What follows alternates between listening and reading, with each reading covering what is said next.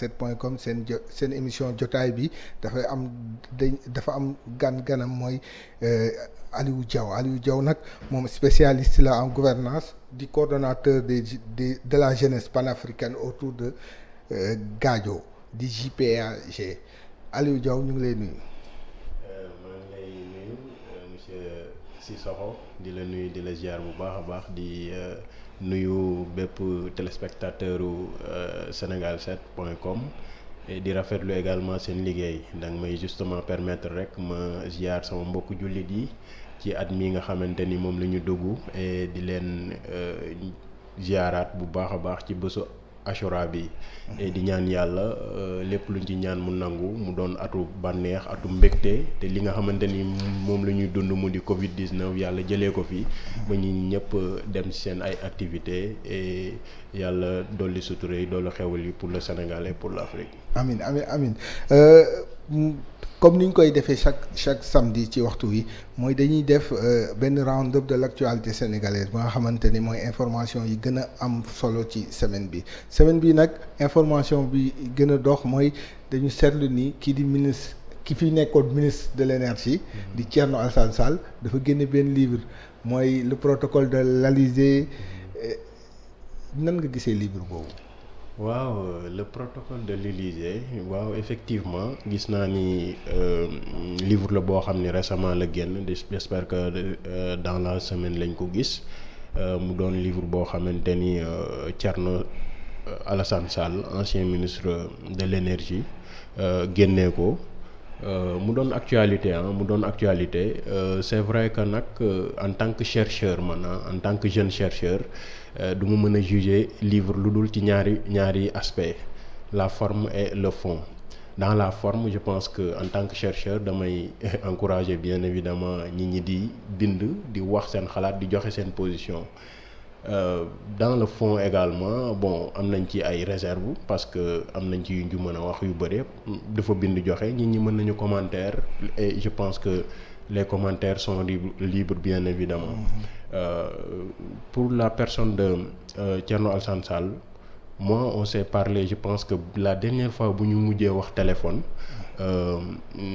c'était lors de l'inauguration il était avec le président de la République lors de l'inauguration de la centrale de Bokhol mu demoon fa boobu mi ngi ma doon woo ci APR ndeysaan loolu mujjul sotti parce que dama rester sama position mais pour rek wax ni le fond du livre pour wax ci tuuti gis naa am ay révélations yu ñu def parce que effectivement lire naa ko gis naa ay révélations yoo xam ne def nañ ko mais man je me pose toujours des questions par rapport à ça awma benn problème ak moom et je pense que également comme ni ma ko waxee sur la forme je suis tout à fait d'accord intellectuels sénégalais yi di bind di joxe seen position di wax ak askan bi c'est très normal mais li ma gis mooy man dans les années 2016 ak yooyu moom ba mu nekkee ministre du pétrole dama ko fekk bureau ñu toog on a choisi ensemble parce qu'à un moment donné coow pétrole dafa bëri woon Sénégal.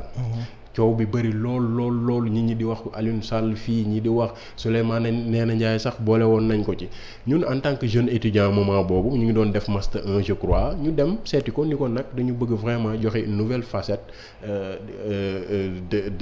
des facultés de l'université parce que université saa ñu ko déggee grève la ñu wax ñun nag dans l'association des étudiants en Sciences Po ñu ni dañu bëgg vraiment un débat d'idées un débat d'arguments boo xamante ni di nga mën a éclairer la lanterne des Sénégalais et nous avons choisi ensemble un thème révélateur un thème très très intéressant ci moom moo ko choisir ni les contrats pétroliers des textes à la pratique xam nga loolu ça veut tout dire donc moom lu ñu doon xaar ci moom mooy mu ñëw wax ni qu'est-ce qui se passe les contrats pétroliers des textes à la pratique kon donc loolu dafa ñëw pour leeral askan bi ñun tamit ñu demaat ci Souleymane Ndéné Ndiaye wax ko ni ko dañu bëgg vraiment nga ñëw parce que dégg nañ ci sa tour contre signature boobu ñuy wax ak yooyu noonu ñoom ñu invité leen mais li ma ci jaaxal mooy jour boobu Thierno Alassane Sall dafa défendre avec vraiment pertinence ni il n'en est rien absolument il n'en est rien lu amul dara lu nébuleux ci contrat yi défendre ko avec pertinence ñun tamit aussi ñu gëm ko parce que dañu gëm ni nit la boo xam ni ku intègre la tey nag su fekkee génnee na livre ñun daf ñu xaw jaaxal honnêtement respect boobu dañ ko mës a jox ak moom dañ ko mës a gis noonu parce que il est thiessois moi aussi je le suis mais su fekkee changement boobu dafa ñëw entre temps on doit se poser des questions mais comme ni nga wax noonu livre bi du rek ci loolu la wax parce que livre bi boo xoolee livre bi dafa retracer la gestion de presque tous les présidents yi fi mu sa jaar na ci Senghor Abdou Diouf ba ci Abdoulaye Wade yegsi ci Macky pourquoi nit ñi léegi bugg jël parti boobu rek mu wax ci les contrats du pétrole pour dénigrer le livre te man gisaguma kenn ku ne li mu wax du dëgg lii mooy dëgg. Effectivement gis naa livre bi wax na comme ni nga ko waxee ci partie gestion président yi nga xamante ni jaar nañ fi et nit ku nag doo bind sa livre ba pare ni nit ñi fii rek la ñu war a wax waruñu wax lii. nit ñi ñooy xool selon leur perception selon leurs intérêts effectivement parce que bu ñu fàtte ni dafa attaqué pas attaqué mais def na ay révélation yooyu nag am na ñoo xamante ni. bëgg nañ ci joxe seen avis dañ ciy joxe seen avis donc livre moom mon cher suñ ko bindee. du benn chapitre boo xamante ni da nga naan non fii la ñu war a wax. c'est vrai ñi ñooy xool dès l'instant nga bind ko rek yow amatoo ci benn pouvoir. amatoo ci benn loo ci bëgg li la ñu war a lire wala lii moo leen war a intéressé mais ñi seen bopp ñoom ñooy xool ban chapitre ban partie. mais foofu je te coupe. yow en tant que chercheur. li la war dëgg mooy livre bi comme question de fond yi. nga dem jusqu'au fou parce que yow yaa ko wax jeune nga chercheur nga. il faut que aussi que mu am benn rupture dans ce que les gens faisaient yéen les nouveaux chercheurs là. ngeen am benn rupture là mooy ngeen dem véritablement dans les débats de fond. bañ a nekk dans les débats superficiels comme ça. Mais bon je dirais que benn affaire moo am par rapport ak livre bi. man je me suis spécialisé en gouvernance xam nañu gouvernance lan mooy cëslaay ji mooy transparence lépp luy daw di doxal transparence ñun dañ koy encourager en tant que jeune chercheur donc retracé na effectivement des événements yoo xamante ni am na loo xamante ni leer na bu ñu fàtte ni nag livre bi du tribunal dafa wax rek après nit ñi mën nañu ñëw keneen mën na ñëw am yeneen argument contre argument wax ko mais kooku nag su ko du koy wax na ko teg ci lu leer man nag livre bi effectivement dama ko parcourir xool mais lu ma ci xalaat laa la wax mooy vers 2016 ak yooyu noonu ñun ba ñu nekkee à l'université wowoon nañ ko mu choisir ak ñun benn thème les contrats pétroliers des textes à la pratique dans son bureau Samb maag moom a toog ñu choisir ko ensemble tey mu dem université biir fac droit li may wax ni archive yaa ngi fa mu défendre ko ni amul dara feralu président laalu ci takku ci. suñ demee nag ba benn moment bon yii am. parce que foofu aussi dans le livre mi ngi expliquer comment Aliou Sall changer idée wu avis wu Macky Sall ci Franck Timis. non man du ma dugg ci débat boobu honnêtement parce que amu ci maîtrise ñoom ñaar la. wala ñoom ñett la. mais li ma ci mën a wax mooy man li ma fekkee loo xamante ni dund naa ko. pour justement rek waaw léegi on va parler de gouvernance ci gouvernance parce que rappelé nañu l'événement de 2007 ba mu nekkee ASECNA ak kii mais est-ce que am na des faits de gouvernance yu mu ciy dénoncé yi mu ciy révélé est-ce que yooyu noonu pour un pays respectable loolu war na am ba mu am un ancien ministre bu koy dénoncé. Corruption. état boo gis ci àddina bi am na fa lu ñuy xeex la nag.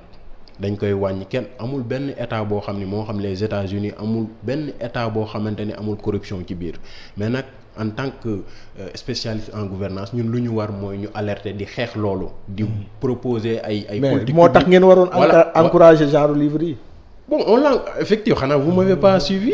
J'ai dit sur la forme, effectivement, j'encourage ça en tant que chercheur, en tant que jeune chercheur.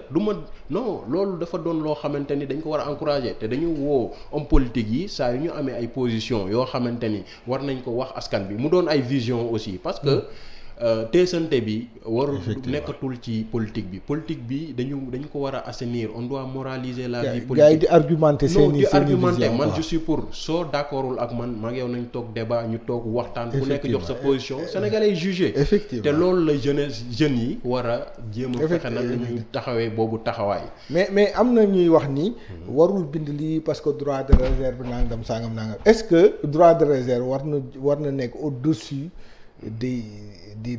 des droits des populations. waaw dafa am loo xamante ni aussi dama koy wax muy gis nga état. état dafa doon mythe. état mythe la. bis bu nit ñi démystifier lan mooy état rek dootul nekkati état. yow sa biir kër am na loo xamante ni yaa ngi koy gérer sa bopp. loo xamante ni bëggoo sax nit ko bëggoo nit ñi yëg ko. mais yaa ngi koy gérer ba mu matal. information yi nga xamante ni renseignements généraux yi ñi ngi koy dugal palais mais su fekkoon dañ ko teg sur la place publique àdduna bi Sénégal tas. loolu noonu bon c'est des choses yoo xamante ni effectivement droit de réserve am na su fekkee yàlla dénk na la.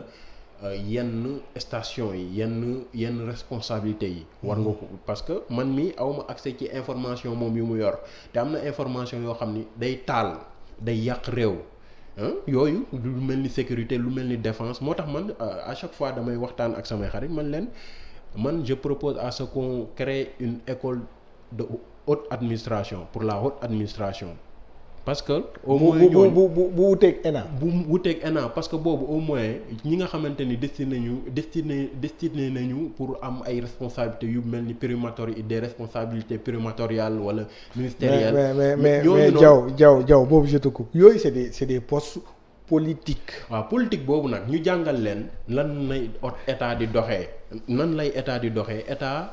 du loo xamante ni da ngay ñëw dugg ci rek génn ci ak jëlaale li nga génnee parce que tey jii Sénégal bu fekkoon ku génn rek bind livre wax ci loo xamante ni sénégalais yi dañuy taf seen gémmiñ mën na créer yeneen ak yeneen.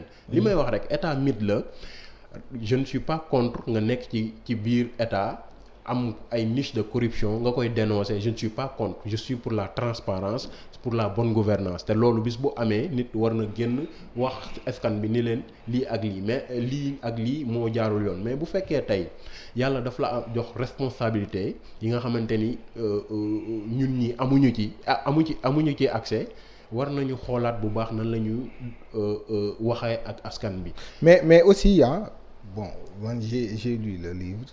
Bon même si j'ai pas terminé mais gis naa ni génnewu ci information boo xam nit ñi xamuñu ko woon il est revenu seulement sur les détails de certaines choses mais information bu bees. non génnewu ko. waaw mais moom laa lay wax rek c'est que ku nekk ak sa perception ci livre bi wax naa la dans la forme en tant que jeune chercheur dama koy encourager parce que dañu soxla lii dans le fond ngay dans le fond aussi am naa ci ay réserves parce que moi j'ai été acteur ba débat bi ba mu amee Sénégal man en tant que jeune étudiant dem naa bureau mu wax ko ni ko ñëwal ñu discuter ci lii comme yow la yàlla dénk suñu pétrole réew bëgg nañu xam ñun ñii jeunes étudiants yi ñëw na choisir na ak ñun li nga xamante ni mooy thème les contrats pétrolier des textes à la pratique ñëw défendre ko fac droit wax fa ni amul dara loo xam ne lu nébuleux la lu nekk ci biir pétrole bi lu nekk ci biir contrat yi kon donc tey ñun loolu la ñu gëmoon amul ba pare aussi def présentation bu am solo wala jour boobu j'ai été ébahi dama gis ni intellectuel mooy wax nit ku honnête mooy wax honnêtement mais tey suñu demee quelque temps après mu am beneen discours ñun dañu poser ay questions parce que aussi nañu fàtte bu ñu fàtte ni livre bi aussi du Coran du Bible du Torah effectivement dañ ko war a commander mais du Coran du Bible mais dans le livre aussi mi ngi koy wax mu ne moom par exemple le contrat de Total nee na am na yenn yoo xam ne au dernier moment la ko yëg moo tax il a pas voulu signer. waaw yooyu yëpp xam nga yooyu man pour man dañu war a toll parce que y a des pays ya nga xamante ne que benn fonctionnaire bu gis corruption te dénoncé wu ko kooku même si c'est le président de la République yow tu es accusé de complicité. Donc foofu la ñu war a toll pour man yooyu c'est quelque chose boo xam ne day apporter un plus-value suñu démocratie. Encore une fois tout ce qui est corruption. Tout ce qui est malgouvernance dañ koy dénoncer parce que duñ ci ànd bokkuñu ci. C'est clair lépp luy mal gouvernance lépp luy corruption dañ koy dénoncer ba mu jeex. mais nag dafa am posture bi nga xamante ni moom la homme d'état war a am. man je pense que Thierno Alassane Sall su demoon bay génnee livre mi ngi génnee livre nan la war a gouverner Sénégal su 2024 wala beneen man loolu laa doon xaar exactement franchement parce que coowul pétrole bi déjà il y a un dossier pendant devant la justice. Non, on a enterré le dossier. Non, Diaw quand même. Diaw, je suis républicain. Diaw, on est tous républicains. Mais li am mooy le dossier du pétrole sénégalais a été enterré à la justice. Point. Parce que lan moo fi am leen bërki dem la ñu wax nii le gars il est blanc comme neige. loolu la ñuy wax. man de gis nga sunu pétrole sunu moomeelu askan ñun ñoo ko moom. waaw parce que tey sa doom sama doom. waaw ak ñeneen ci pétrole boobu la ñu jekk pour demee ñu am li nga xamante ni mooy jàng bu war. suñu feebaree faju suñu bëggee liggéey kon tey képp ku koy luubal encore une fois dañ la war a yóbbu ci justice bi. ñun nag nekkuñu ci benn état boo xamante ni.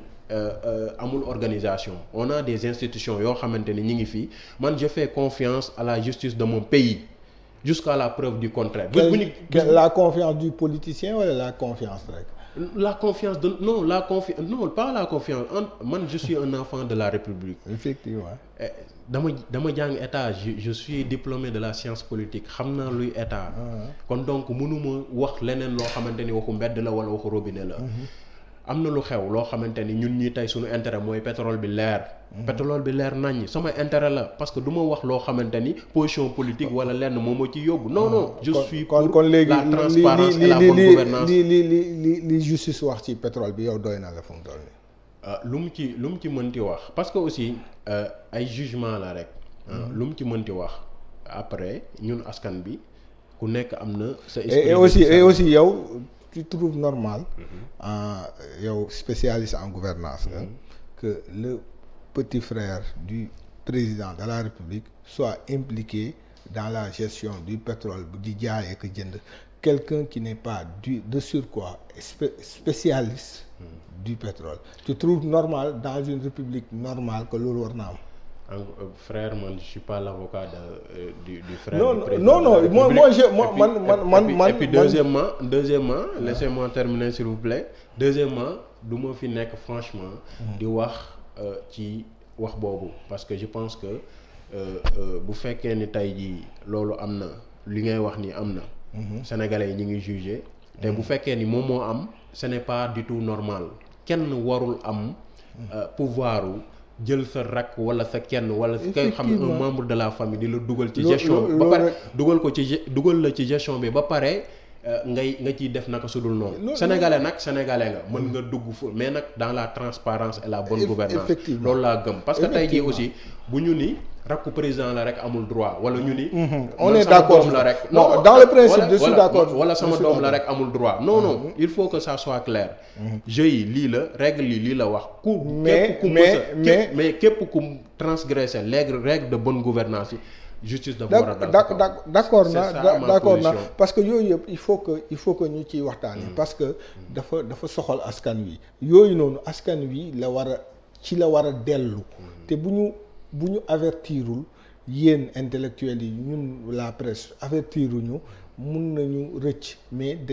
on dit pas parce que dañuy far fii wala mais c'est juste que ni il faut que ñu ciy wax ci livre Thierno Alassane Sall boobu ba tey mi ngi wax ci les appels entrants xam nga yi fi amoon le problème des appels entrants nébuleuse bi ci amoon mi ngi wax ci aussi ci ARTP mais en global pour revenir toujours ci ARTP dama bëgg toujours ñu wax mais ARTP bu ñu jëlee ce qui s'est passé dans le li am dans le passé ak li am nii actuellement ak Orange ARTP est-ce que am na doolewu mission biñ ko je pense que nag en tant que consommateur je parle en tant que consommateur lu fekkee li ñuy def nii par rapport ak forfait yi nga xamante ni moo am Orange franchement ils devaient revoir leur décision ce n'est pas du tout normal Sénégal fii ñu gën a cherle forfait yi nga xamante ni ñoom la ñu jox en France les forfaits coûtent moins cher qu'au Sénégal ce qui est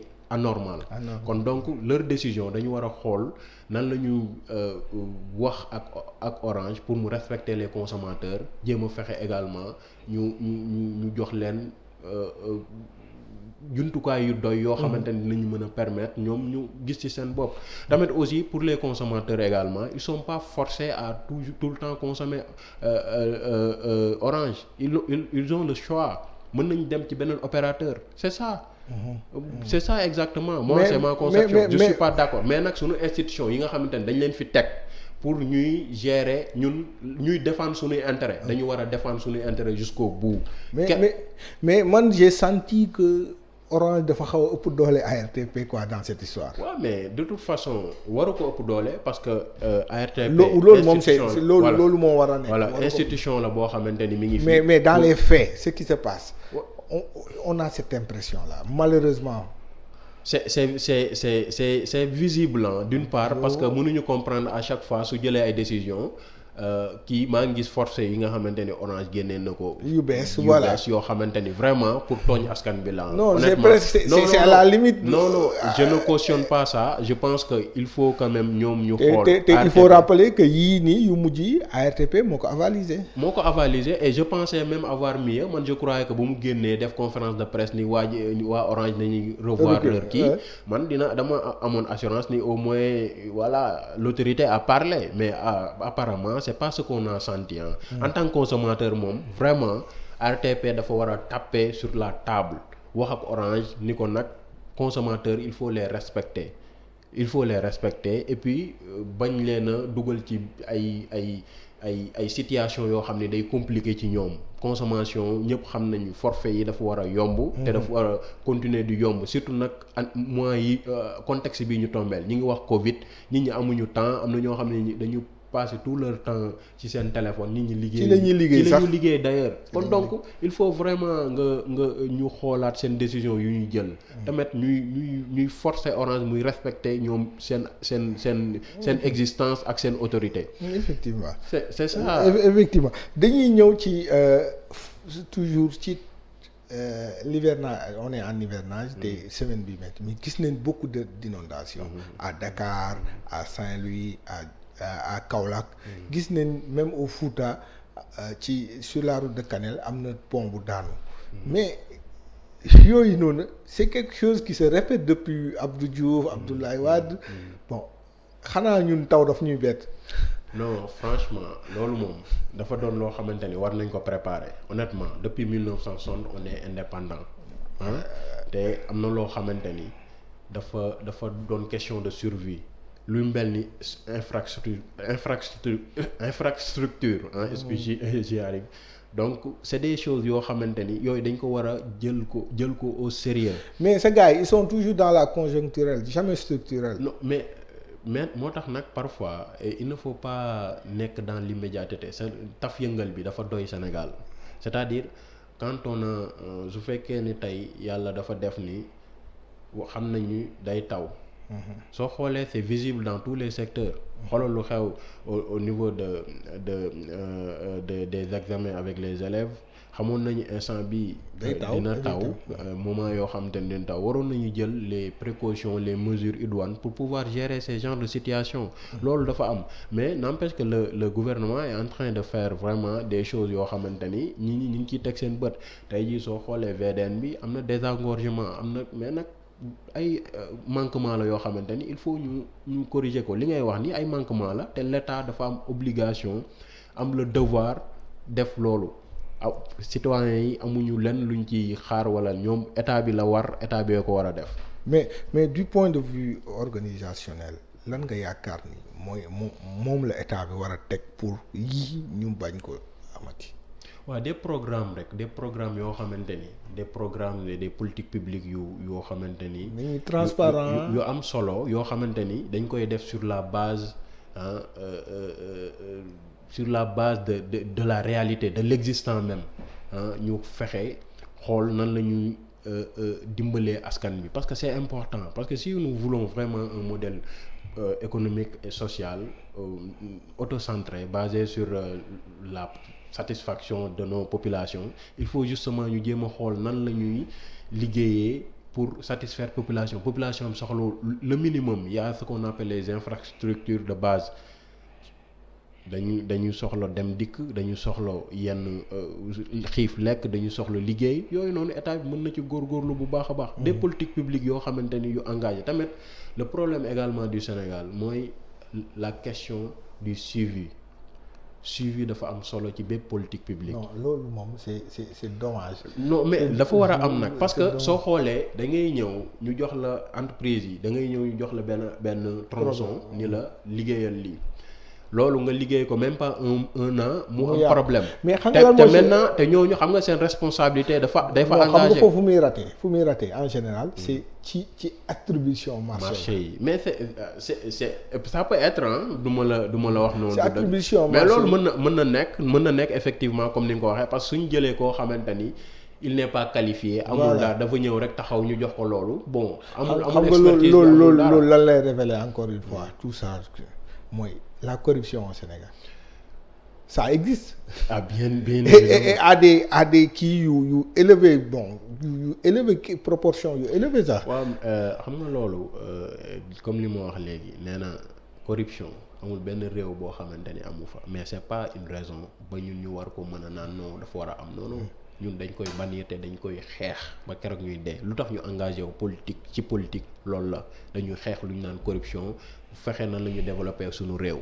benn deuxièmement par rapport ak corruption bi gis nañ ni changement mi ngi am par rapport à l'attribution également des marchés changement mi ngi am parce que tey moi. mi ngi am dans les textes quoi. mi ngi am dans les textes et puis nous avons des cours non même dans la pratique. bon mi ngi am dans la pratique sax xolo certes il y a des insuffisances il y a des manquements yoo xam ne c'est à corriger moi j'ai fait mon mémoire sur la bonne gouvernance et les organes de contrôle de l'État.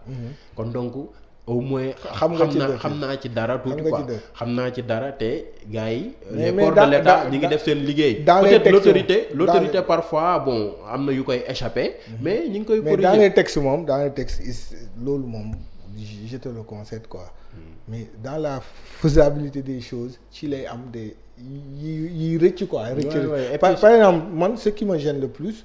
gars yi dafa mel ni jàppee wuñ ko corruption mooy le gendarme le policier wala l'homme de tenue qui buy jël 1000 francs 2000 francs jàmbur ci tali mais c'est pas de la corruption ça. loolu dañuy revenir ci formation bi et oui ci. mais loolu noonu xam nga loolu c'est pourquoi c'est grave. non mais pourquoi c'est grave. day mel ni man j'ai l'impression que seeni hiérarchie xamuñu ko te loolu dafa am kan rek c'est ban sénégalais moo xamul ni policier bu la arrêté sa bopp koñ da ngay joxe 1000 francs wala 2000 francs kan moo ko xamul. waaw mais xam nga loolu day revenir sur la formation et le patriotisme tey jii man en tant que sénégalais. bu fekkee dafa am damay engagé wu sur dans la police man ni damay ñëw pour servir ñu may ñëw di ma corrompre loolu noonu. c'est très grave c'est extrêmement grave à la limite te loolu ay sanctions dafa war a am ay sanctions sa corps bi nga nekk dañ la war a sanctionner te dañu war a bannir tout ce qui est corruption dans ce pays. même ki koy joxe non écoute damay ñëw ci citoyen bi tamit am na ci part de responsabilité parce que tey jii bu fekkee da nga def infraction mais yow effectivement tu es fautif mais contribuer ci keesu état bi. moo gën ngay jël benn nit di ko jox 1000 francs minute boobu 1000 francs boobu nga koy jox ci poche am la koy dugal. mais demal nga fay quel est le problème c'est-à-dire la question de la formation et du patriotisme moom mooy posé wu sénégalais yi am nañ bon du ma ni ñëpp je vais pas généraliser. mais problème mu patriotisme dafa posé wu problème mu formation dafa posé wu kon donc ñun il faut ñu yaraat suñu bopp commencer ko ci. est-ce que waruñu refonder. suñu république en général. bon ça c'est aller plus loin parce que suñu république moom depuis boobu ba léegi mi ngi ni en construction. c'est vrai que mais yóbbuwuñu fenn non mais y a des avancées quand même il faut le dire non si y a des avancées soo xoolee Sénégal 1960 ak Sénégal léegi bon y a non là c'est le temps qui fait son non mais attends non là je suis pas d'accord quand même y a des choses yoo xamante ni gars yi wàcc na Senghor am na lu mu def Abdou Diouf am lu mu def Wade am lu mu def Macky et le président. mais la population lan la gis lan la ci jot xam nga en fait les gens parfois ils parlent d'avancée. mais boo demee fii nii ay Yëmbal wala nga dem fële vers après vers la plage après Sangalkam da ngay gis extrême pauvreté bu am ci zone yooyu. et ñooñu c'est des Sénégalais. wax man je parle pas de l'intérieur je parle de Dakar fii. nga dugg fii am na vers ay yaraax affaire ci kii yooyu noonu. tu comprends pas da nga fay gis pauvreté extrême pauvreté. et pendant ce temps on nous dit que nous on est émergent. Ouais, mais est-ce qu'il y a pas deux Sénégal alors loolu nga wax noonu c'est une réalité ñëpp xam nañu y a des couches yoo xamante ni vraiment sont des couches très vulnérables te loolu dañ leen war a jàppale te bu fekkoon le président l'actuel président ñëw na defu ci dara là franchement mën na jaaxal nit ñi mais bu mu ñëwee am na ay programme yoo xam ne def na ko am na yoo xamante ni mi ngi koy def mi ngi ci def mais ces questions là doivent être réglées. Même si c'est difficile amul benn réew boo xam ne en France da ngay gis ay SDF ak ñeneen nga dem États-Unis feneen y a des pauvres pauvreté nag bon dañuy dund ak moom mais luñ ko mënu ku ñëw taxaw ni da koy dindi politicien bu taxaw ni day dindi pauvreté totalement c'est faux. mais dañ koy xeex man je pense que amoindrir peut-être la pauvreté voilà. Mais peut-être c'est ça dañ koy jéem a fexe nuñ koy amoindrir. parce que le Sénégal est en train mi ngi ci yoonu je dirais pas émergence mais opulence. émergence concept la boo xam ni. moi je dis fii mais on va vers l'opulence. xam nga loolu aussi ce jugement là te dama la koy nangu. xam nga lu tax ma ne on va vers l'opulence. on va vers l'opulence mooy on va montrer benn visage boo xam ne qui n'est pas en réalité le Sénégal.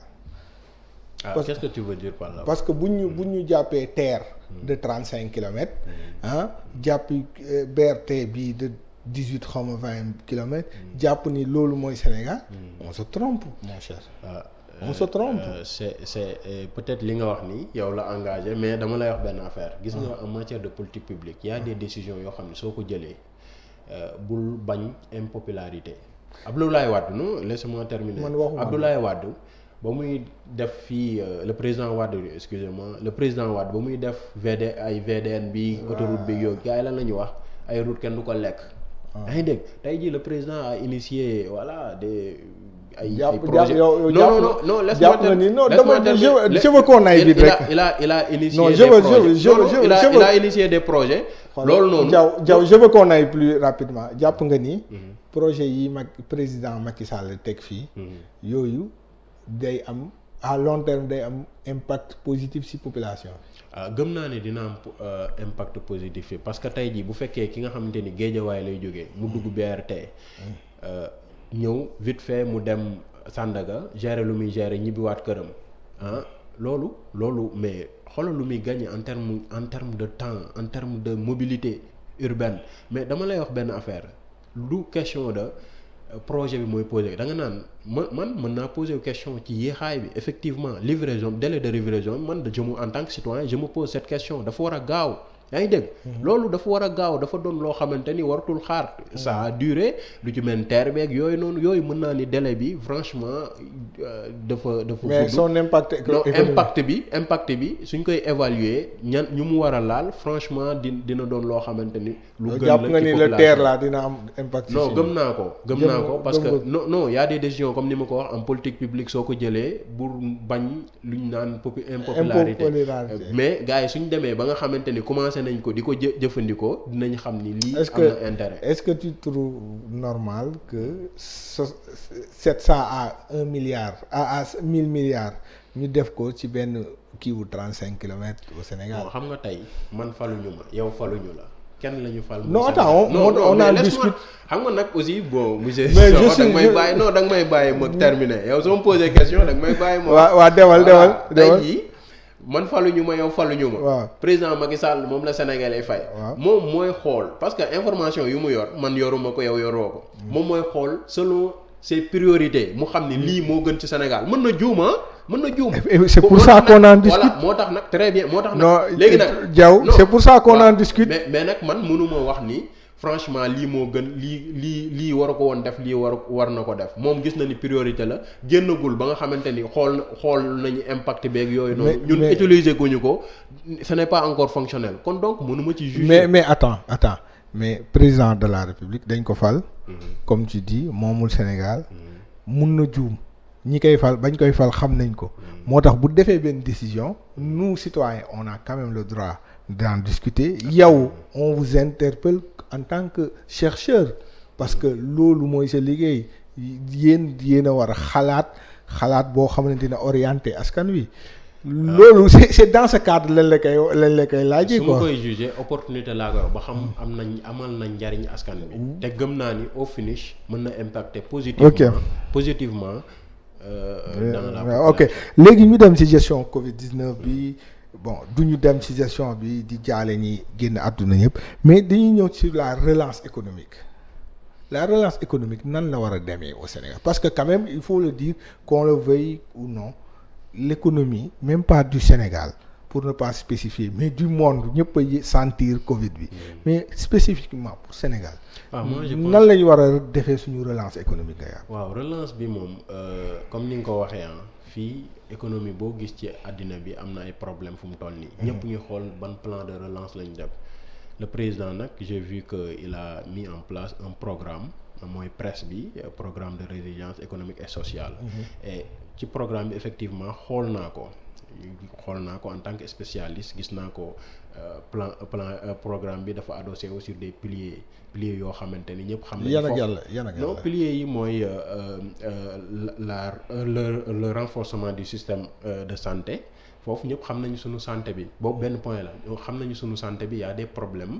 Il faut ñu relancer ko gis naa mu dégager 64,4 milliards te loolu lu am solo la plateau médical Sénégal il faut ñu élever ko ba nga xamante ni tey képp ku bëgg a faju képp ku am problème faju wërgu yaram mën sa xel mën a dal soo demee ci hôpitaux yi beneen bi mooy le renforcement de la résilience sociale des populations boobu am na solo également gis naa ni ba léegi nii waxuñu fi kenn Covid na fajuñu ko état bi jëlu ko en charge wala mu am yenn problème mu test ak yooyu noonu. yooyu dégage na fa kii gis naa également la stabilité macroéconomique financière pour non seulement soutenir le secteur privé mais aussi pour maintenir les emplois foofu gis naa mu am fa mu dégager fa mooy yu am solo 200 milliards yoo xamante ni remise partielle de dette fiscale loolu am na solo moi j'ai fait le privé gis naa ni nan lay fisc bi di étrangler les entreprises privées kon donc su fekkee jël na benn 200 milliards pour une remise partielle de la dette yow yaa ngi may wax ba pare aussi am na yeneen yu yaa ngi may wax yow kii les piliers là waaw mooy sur la mooy je parle de la relance. Comment ça doit se faire parce que yi nga ma wax ni mooy ni mu gérer économiquement le pays mais am na un plan de relance bi war a am le plan de relance nga foog ni suñu réew yi bu ñu pour une fois bu ñu amee occasion relancer suñu économie waruñu jël mbay teg ko au centre. Non mais l'agriculture est fondamentale pour le développement de tous les pays africains waxuma la sax mais du Sénégal lekk agriculture mais kenn waxatul moom mooy pilier du développement.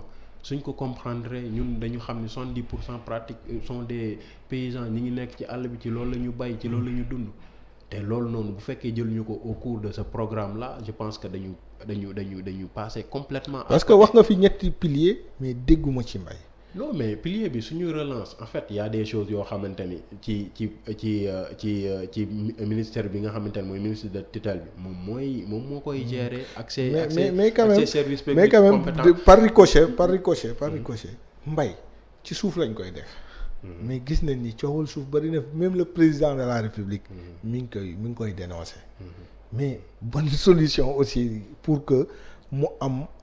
benn vie harmonieuse entre population autochtone ak ces agro-industriels là parce que chaque fois bërki dem maa ngi gis jam ñaajo ay population yi wax nit ñi seeni suuf yoo xamante ñoom ñoo fa doon bay dañ ko jox ay marocains toujours benn affaire mooy am une légitimité et une légalité boo xamante ne kenn xamul fu mu jëm te coowal suuf xam ne nii mun na nekk bombe sociale. absolument bombe sociale foofu laa doon bëgg a ñëw gis nañu xeex yu bëri ci Afrique lu ko waral suuf la te lu doy waar la il faut l'autorité mu fexe nan lay saafara loolu man li may proposer mooy au-delà des agences yi nga xamante ni peut-être c'est occupé par des hommes politiques parce que homme politique veut dire ce que ça veut dire à des militants et à beaucoup de choses yoo xam ne war na ko gérer au-delà de toutes ces agences là moi je propose ce qu'on appelle une cour spéciale pour le foncier honnêtement je sais pas quelle sera peut-être l'appellation mais il faut une cour spéciale pour gérer la question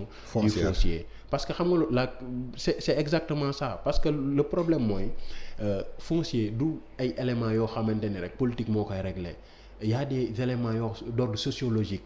Effectivement. Parce qu'il y a un lien qui lie la personne à ses terres. Donc ñooñu cours boobu man dama gis ni ça ne sera pas peut-être composé de magistrats mais des sociologues des gens yoo xamante ni ils connaissent véritablement les effectivement ñu xalaatee ko en tant que Sénégalais non, quoi. c'est honnêtement ça man les agences là franchement je pense que essayé waat nañ ko ça ne passe pas il faut une cour spéciale moo tax sànq sama question bi refondation de notre République parce que man quand je parle de refondation est-ce que waruñu réfléchir comme cour bi nga proposé réfléchir la République sénégalaise en tant que Sénégalais xam nga yooyu tamit daf ci am solo parce que gi nga xam nga suuf problème suuf boobu lan moo ko indi le problème mooy la loi du domaine national de 64. Ça c'est exactement peut-être c'est pas bon c'était dans le but de résoudre le problème mais à un moment donné gis nañu y a beaucoup de choses yoo xamante ne ay manquements lañu loolu on n'en disconvient pas mais ñun xam nga ni on a ce qu'on appelle on a eu des états importés dans toute l'Afrique yaa ngi dégg kon donc état la boo xamante ni c'est en construction dañ koy construire selon nos réalités man loolu laa gëm. développement endogène non selon nos réalités effectivement parce que nous avons des réalités nous avons des réalités yoo xamante ni mënuñu ko bokk ak français yi te ñun on a en 1776. Voilà. Mais il y avait la révolution Torodo. Thierno Souleymane Baal avait instauré un système démocratique. Un système de gouvernance boo xamante ni dina permettre nit ñi mën a dund la charte du Mandé la charte du Mandé de 1235 ñëpp xam nañu ñooñu noonu te boobu 1776 boobu français yi defaguñu révolution donc ñun am nañu déjà loo xamante ni lu dëgër la on a quelque chose loolu nag dañ ko war a adapter à nos réalités même les ministres aussi tout ce qui gouverne dañu war a bàyyi étape yi ñu dépassé quoi. Est-ce que yaa ngi comprendre non nañu wàcc niveau yi wàcc ak population bi xam ne ñun ne sommes pas des Français mais niveau yi dafa yéeg de gars yi non mais effectivement y a des non mon problème surtout mooy problème day am on interpelle un ministre mu ñëw toog ci télé pour wax ak population toog di làkki tubaab. Non mais ça c'est un problème même si français bi moom mooy sunu langue officielle c'est important mais dama wax ni le président Macky Sall c'est le président de tous les Sénégalais te moom la ñu fal pour justement mu gérer situation bu effectivement moom nag day dégager ay orientation mais c'est au ministre de mettre du contenu dans ces orientations non effectivement soo xoolee man honnêtement je vous dis il y a une certaine incohérence ci nga dans la communication gouvernementale soo xoolee yenn ministres yi à un moment donné da ngay gis tu as l'impression que ni bon ça ne va pas quoi est-ce que vous savez donc yooyu yëpp c'est des choses yoo xamante ne c'est à corriger les ministres également nañu xam ni contexte yi il faut ñu koy jéem a fexe nan lañ koy adapter ak suñuy réalité pour mieux gouverner parce que la population n'est pas difficile à gouverner il suffit juste d'être vraiment à leur niveau rek ñu dem. Maintenant dañuy dellu si un peu si pour reparler de la résilience économique si dette bi nga xamante ni président Macky Sall moom Covid bi dafa ñëw rek yeggseegul sax defagul impact sax mu ne dette ba ñëw wax ñu ay nouvel ordre mondial wax ñu dette ba léegi bàyyeegul dette ba la dette boobu pourquoi ñu war ko baal les pays africains le Sénégal en particulier dette bi dafa doon combat boo xam ne du combat wu léegi soo xoolee Sankara avait demandé à ce qu'on annule la dette. Effectivement. Et président Macky Sall gis na contexte bi xam na nu mu demee fii pandémie bi comment yan dégâts la nar a def ak yan dégâts la def. Non mais pourquoi ñun africains ñu war a mën a toog bañ a réclamer l'annulation de cette dette là mais dette bi kenn xamul dette lu mu doon dañu ko imposer avec des taux yoo xamante ni kenn xamul taux lan la kon donc ñun on a le droit. Le président Macky Sall am na droit wax ni nañ ko annuler. Mais avec le soutien de ses pairs. Moi je suis d'accord.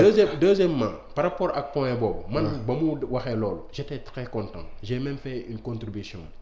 Intitulé ko le plan Massal comme Macky Sall à la dimension de plan Marshall parce que en 1747 ba Europe amee problème mais Marshall dafa def plan boobu ñu naan le fameux plan Marshall pour la reconstruction de l'Europe et c'est le moment c'est le contexte il faut africains yi xam ni seen heure jot na ñu xeex pour l'annulation de cette dette là te mon frère je vais plus loin l'Occident a une dette de sang pour l'Afrique.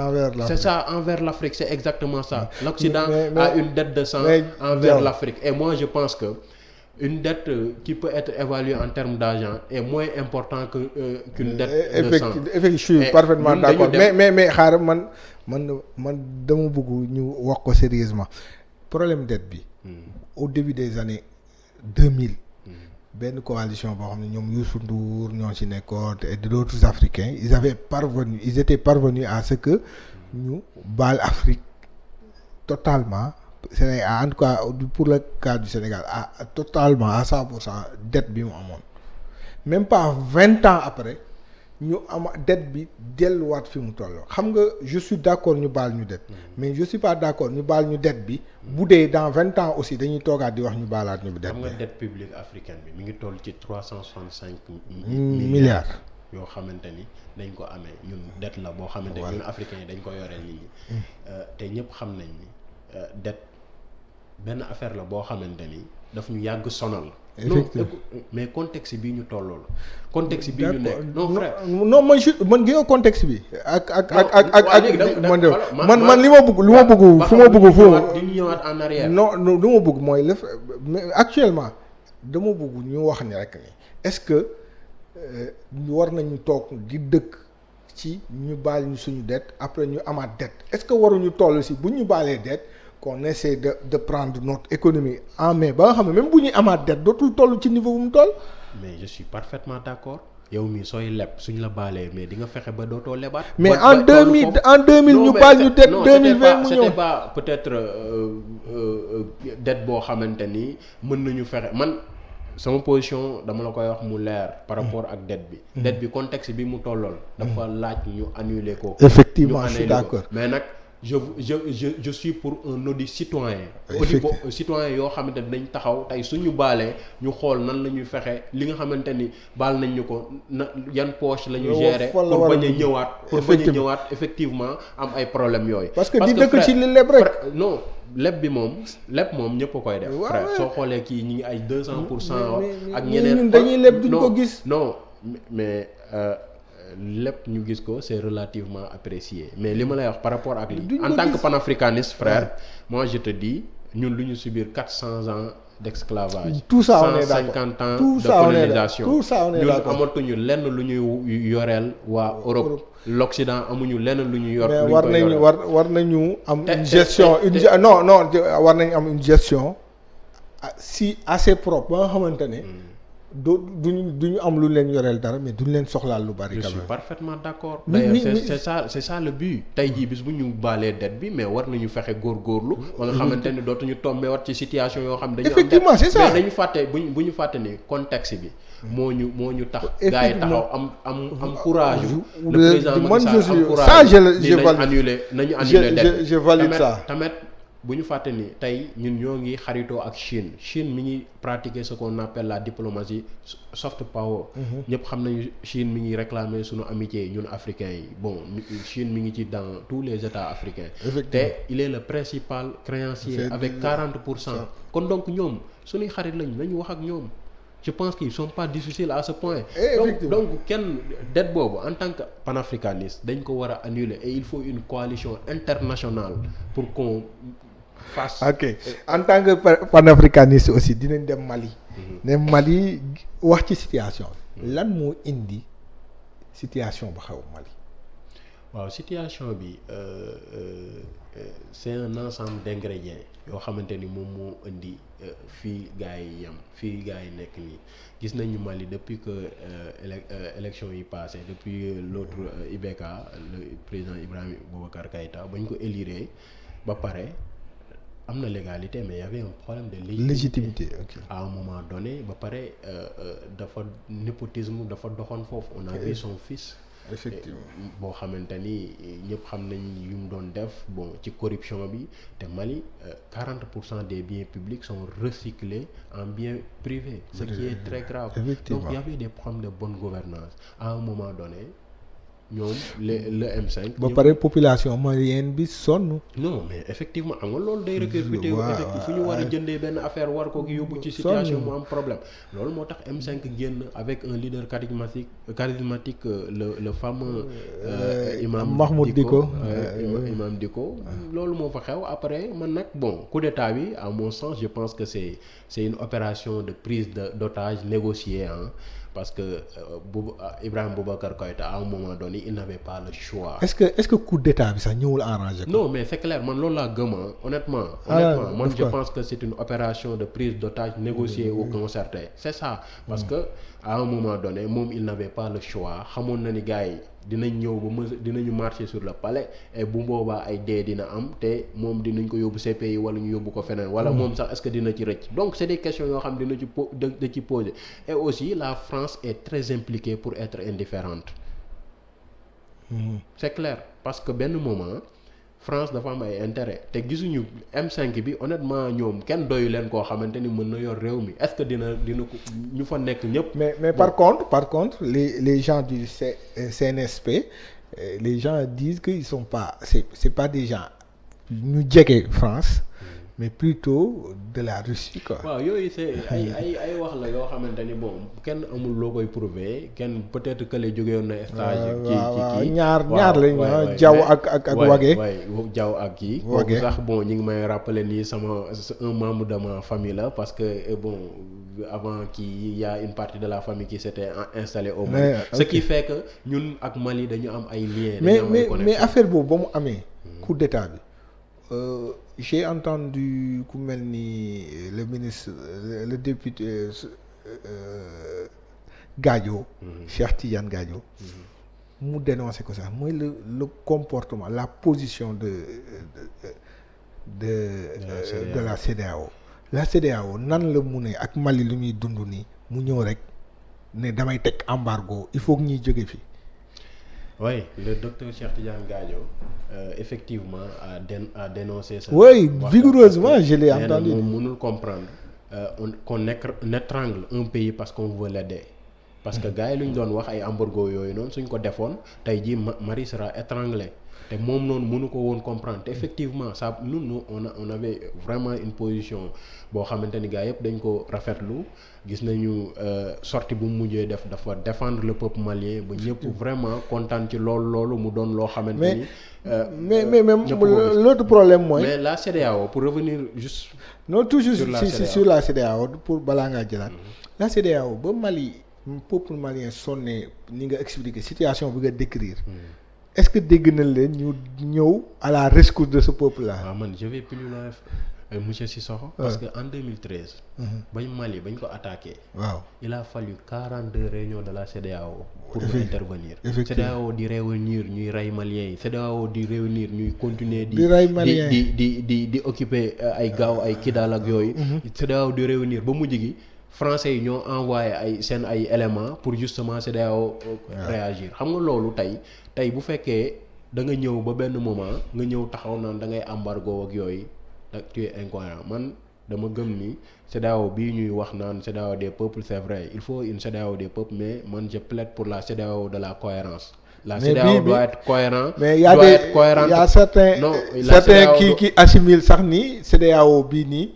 syndicat chef d'état la quoi. non parce que à un moment peuple bi dañu gis seen ay décisions yoo xamante ni kenn xamul lu mu doon CEDEAO à un moment donné. libre circulation amu fi non mais demandez aux chauffeurs comme dit le docteur Cheikh Tidiane Gadio chauffeurs yi soo leen laajee ba xam. libre circulation des peuples libre circulation des biens et des personnes mais dañ la non amu fii suñ jógee Mali bëgg a dem fii raquette beeg lépp lu ci mën a am ci yoon bi kon donc. ils ne sentent pas des citoyens. pendant ce temps. waa CNSP ñoom ils ont désigné le colonel Assimi Goïta comme chef d'État en attendant la transition yéen lan mooy seen position par rapport à ça. bon position bi mooy man personnellement je parle à mon nom et je pense que pouvoir mooy loo xamante ni loo ci gën a yàgg rek di gën a am goût bi pour garder ko ñoom ils ont été très courageux et saluer nañu seen courage mais ñoom lu leen war a soxal mooy nan la ñu fexe pour xeex ak jihadistes yi nga xamante ni ñoo nekk Mali nan la ñu fexe pour jéem a fexe les mouvements séparatistes yi nga xamante ne ñoo nekk Mali ñun soxlawuñu leen honnêtement ci pouvoir bi nañ jéem a fexe benn transition lu mu gën a gaawee le plus rapidement possible redresser le Mali et puis jox civil yi le pouvoir. Je suis d'accord sur ça mais aussi ni benn bu ñu deful transition bi ni ñu ko war a defee par exemple ñu précipité ko est-ce que duñu retomber dans les mêmes travers yi amoon parce que gis nañ ni transition militaire bi dox au Mali mooy bu ATT defoon ak ba ñu fal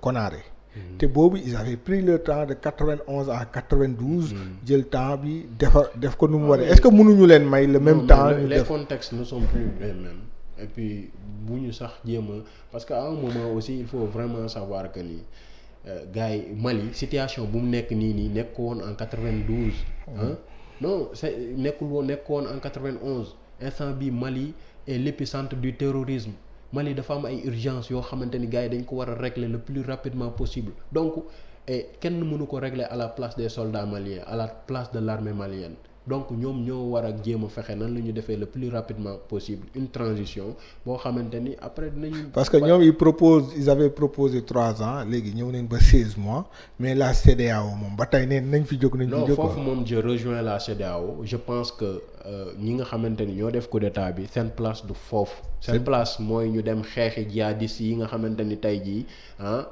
ñoom ñooy jéem a occuper Mali ak ñi nga xamante ni les forces du mal comme on l'appelle di occuper Mali de manière boo xamante ni kenn xamul nu mu doon donc ñoom ci seen bopp nañ jéem a fexe le plus rapidement possible tey j'ai vu une mise en garde de l'imam Dicko mi ngi naan non vous n'avez pas carte blanche non c'est clair effectivement ils n'ont pas carte blanche am na situation bu am profité nañ ci jël ci pouvoir bi mais pouvoir bi du lu leen neex def non du lu leen neex def tey li ma wax léegi pouvoir soo ci gën loo ciy gën a yàgg di gën a am bu gën ko yóbbu et la question du 3e mandat dans la sous-région c'est une problématique te gis naa non coow la bu bëri et gis naa ni également l'autre le président Bissau Guinée Sissoko Embalo gis naa ni mu dénoncé ko te en tant que jeune je pense que loolu c'est à dénoncer coup d'état la boobu tamit les 3e mandats sont des coups d'état parce que da ngay ñëw wax ci sa constitution tu fais 2 mandats après nga dem def leneen kon donc je pense que loolu CEDEAO aussi war nañ ci wax war nañ ci statuer bu baax a baax parce que Côte d'Ivoire tey li fan am nii kenn xamul lu pour l'idée Côte d'Ivoire ci 3e mandat deewul Mali ci coowal coup d'état bi et puis ñoom sax le problème mooy Côte d'Ivoire lu fa nekk dafa doy waar problème ethnie dafa am ak yeneen problème soo xoolee en 2002 le docteur Cheikh Tidiane Gadio demoon na fa pour cessez-le-feu liggéey bu am solo ba tey fexe ba ñu am foofu benn cessez-le-feu gars yi delluwaat ranger armes yi mu indi fi ñoom Guillaume Soro jox leen passeport sénégalais ñoom xoolal def fa liggéey bu am solo boo xamante ni tey jii ba léegi ivoiriens yi dañ koy réclamer voilà kon donc cocktail la boo xam ne cocktail bu explosif la te suñu moytuwul nañ dellu 2002 yàlla buñ fa egg. je pense que tous les ingrédients sont parce que le gars il a sorti Gbagbo il a sorti Soro il a sorti Blé Goudé ñoo ñëpp duñu bokk. non mais c'est clair et puis lu ñu ci mënti wax foofu moom 3e mandat benn président waru ko mën a nekk di ko forcer. même au Sénégal. Partout moi je suis vraiment catégorique là-dessus. même au Sénégal parce que au Sénégal man li may considérer mooy le président Macky Sall musul wax da koy def mais j'ai entendu des gens qui argumentent que ni dafa war a def 3e mandat. waaw ñoom la engagé xam nga nag la constitution est nette et claire. dafa clair. nit mënul defandoo nit mënul wax mënul jéggi constitution bi comme moo ñu tënk mooy. suñu charte français la lu ñu wax non lu ñu wax moom la te gëm naa ni le président Macky Sall. du ko def non lu mu wax ak jàpp nañ ni loolu lay def. ana docteur Gadio. waaw docteur mi ngi fii mi ngi fii mi ngi fi ak ñun. récemment gis nga sortem bi qui fait le tour du monde. qui lui a donné benn kii bu bees quoi parce que docteur gars yi ñu demoon ba fàtte ko. ah non mais docteur mi ngi fii di liggéey lu muy liggéey parce que bul fàtte ni il est député et il est troisième vice-président de l'Assemblée. mi ngi liggéey bu am solo et comme ni ma la ko waxee nous sommes dans une coalition boo xamante ni. yéen a ngi Benno Bokk Yaakaar quoi ñu ngi dans la grande majorité présidentielle. ñoo ngi dans la grande majorité présidentielle dëgg la sunu parti am nga wax nga dëgg ni déggatooñu xam nga nag dañu dund lu metti loo mooy seen waa ji ñu jàpp ko affaire yi sunu docteur Gadio gis nga lu mu mais pour terminer rek may ma foofu ma développer parce que dama gis ni lu am solo la parce que sunu parti dafa dund lu metti sunu leader jël nañ ko taxal ko non tëjuñu ko ba léegi tëj amul procès amul dara amul lu dul moom daal génn na ci non lu dul plainte moo fa am te tëj amul procès amul ñu doon wax yëpp xamuñu ci dara jël nañ ko yóbbu ko États-Unis ba ñu neex ko taqal ko ci ay affaires yoo xamante ni yëgul tinul jékki-jékki ni ko vous êtes blanchi mu ñëwaat léegi nag mu ñibbi si ànd ak Macky Sall mu ñibbi si effectivement ànd ak Macky Sall ñu am coalition non suñu parti moo décidé ànd ak Macky Sall ñu ànd ak mu ñibbi si ànd nañoo ak moom ak lu mu mënti demee moom la ñu àndal waaw ñibbi si na dem na nekk daa dem comme opposant ñibbi si nekk rejoindre du ñu fàtte ni Benno Bokk Yaakaar ñun dañoo bokk ci ñu ko créé. mais da ngeen fa jógee non dañ fa jógee parce que y avait eu des positions yoo xam dañ ko am différemment. lu changé si diggante bi position yo non écoute position yooyu nag ku nekk da koo assumer le président Macky Sall l'a assumé le président Gadio également l'a assumé ba ñu demee ba war a retrouver waat. ok léegi pour terminer parce que sama réalisateur mi ngi naan ma jeex na. lan mooy ses ambitions en 2024 on peut s'attendre à sa candidature comme en 2012. waaw li ma lay wax foofu mooy nous sommes dans le cadre d'une coalition bien évidemment la question n'est pas encore discutée dans notre parti mais lu ma leer ba leer ñun jeunesse panafricaine autour de Gadio gëm nañu nitu vision la gëm nañu nitu borom xam-xam la gëm nañu war na jëlee Sénégal point A yóbbu ko point B kon dara empêché wu ko li nga xam pour mu laaj baatu. yéen a ngi koy laaj pour mu laaj baat yi. mais le moment venu on va parler de ça effectivement mais ñun dañ nekk nag ci benn mouvance présidentielle boo xamante ni pour le moment contexte bi dafa laaj ñu liggéey ak ki nga xamante ni moom la ñu àndal mais le moment venu nañ ko wax ñun en tant que jeune gëm nañ ni war na mën a liggéey pour le Sénégal après le président Macky Sall. Aliou Diaw ñu ngi lay sant di la gërëm. maa ngi lay sant di la gërëm yow tamit monsieur Sissoko j'espère que débat bi dina am solo et puis maa ngi lay remercier bu baax ci invitation bi. merci beaucoup ñun ñoo lay remercier di la remercier bu baax a baax ci disponibilité ak la qualité du débat di nuyu di dellu di sant suñu internautes yi ak téléspectateurs yi di ñu suivre sur Sénégal7.com di leen dig daje samedi incha allah ak beneen invité ci seen émission jotaay bi.